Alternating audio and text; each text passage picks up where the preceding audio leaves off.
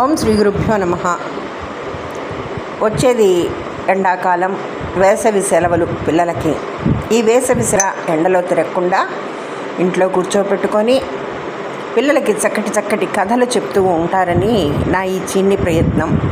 ఈ నేపథ్యంలో రోజుకొక వేసవి కథ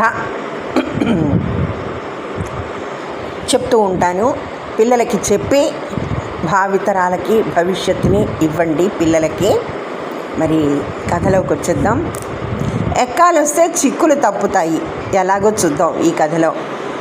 అవి ఒక మహారాజు రాజ్యాన్ని పరిపాలిస్తున్న రోజులు. ఆయన స్వయంగా కవిత్వం చెప్పేవాడు. దాంతోపాటు కవి పోషకుడు కూడా. ఆయన ఆస్థానంలో ఎంతోమంది కవులు ఉండేవారు. వారిలో ఒక కవి రామభక్తుడు. ఒకసారి సభలో రాముడు గొప్పవాడా లేక కృష్ణుడు గొప్పవాడా అనే వాదన ప్రారంభించారు. ఆ మహారాజు కృష్ణ భక్తుడు, అందువల్ల కృష్ణుడే భక్తుడు గొప్పవాడన్నాడు. మిగిలిన కవులంతా రాజుని వ్యతిరేకించడం ఎందుకని కృష్ణుడే గొప్పవాడని వంత పలికారు.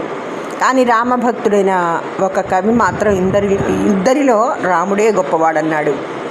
రాజు అహం దెబ్బతింది. కానీ ఏం చేయగలడు?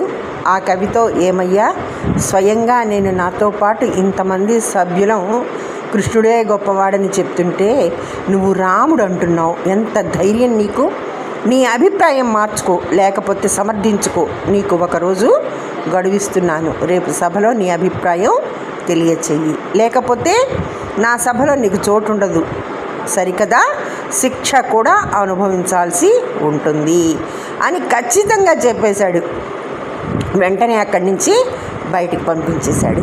పాపం ఆ కవికి ఏం లేదు, ఉన్న ఉపాధి ఊడిపోయింది. నిరాశ్రయ నశోభంతే పండితాః వనితాః లతాః. స్త్రీలకు లతలకు ఆశ్రయం ఉంటేనే కదా రేణింపును. అందువల్ల భారమంతా రాముని మీదే వేశాడు. నన్ను రక్షించే బాధ్యత నీదే కాబట్టి కాపాడమని రాముణ్ణి పదే పదే వేడుకున్నాడు. వెంటనే ఒక ఆలోచన స్ఫురించింది. సహజంగా కవి కదా, దాన్ని ఒక శ్లోక రూపంగా మార్చాడు.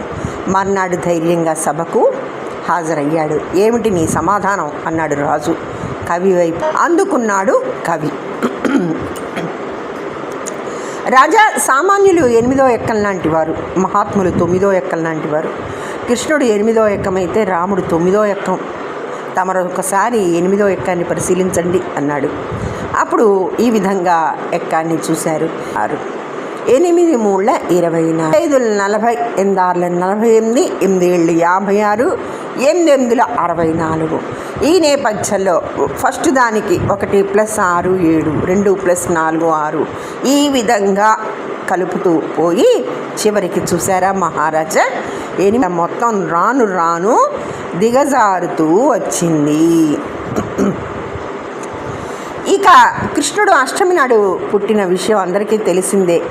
మరి 9వ ఎక్కాన్ని పరిశీలిస్తే చూడండి. 9 1 9, 9 2 18, అంటే 1 8 కలిపితే 9, 9 3 27, 2 7 కలిపితే 9, 9 4 36, 3 6 కలిపితే 9, 9 5 45, 4 + 5 9. అట్లాగే 9 6 54, 9 7 63, 9 8 72, 9 9 81, 9 10 90. ఇక్కడ 9 + 0 9, 9 11 90, 18 1 + 8 9. చూసారా, 9 12 108. ఇక రాను పెరుగుతూ వస్తోంది. అంతేకాకుండా దాని లబ్ధం ఎటువంటి మార్పులు లేకుండా ఒకే విధంగా ఉంది. నవమి నాడు పుట్టిన వాళ్ళు కూడా సుఖదుఖాల్లో ఎటువంటి ఒడిదుడుకులు లేకుండా ఒకే విధంగా ఉంటారు. రాముడు నవమి నాడు పుట్టిన విషయం మీకు తెలియనిది కాదు మహారాజా.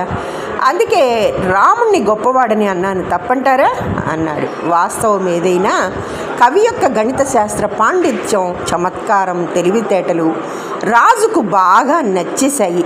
ఆ స్థానంలో అందరికంటే ఎత్తుపీట వేసి కూర్చోపెట్టాడు. చూసారా, ఎక్కాలు వస్తే చిక్కులు ఎలా తప్పుతాయో ఈ కథలు చక్కగా చెప్పి వినిపించారు.